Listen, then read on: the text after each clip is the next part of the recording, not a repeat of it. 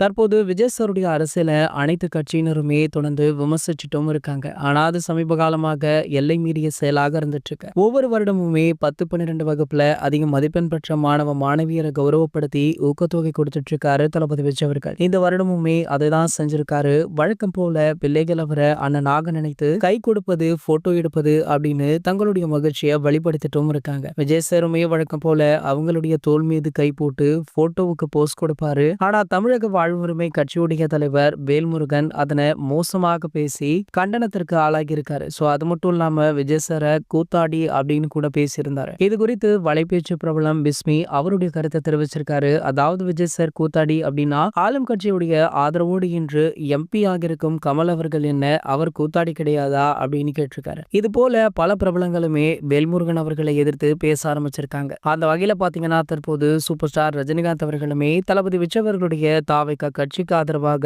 அதாவது அவருக்கு ஆதரவாக பேசியிருக்காரு. சோ அவர் பேசிய வார்த்தைகளுமே சோஷியல் மீடியாக்கள்ல வைரல் ஆகிட்டு இருக்கு. இது போன்ற செய்திகளை பத்தி நீங்க உடனே தெரிஞ்சுக்க நம்மளுடைய செய்தி துளிகள் சேனலை மறக்காம சப்ஸ்கிரைப் பண்ணிக்கோங்க.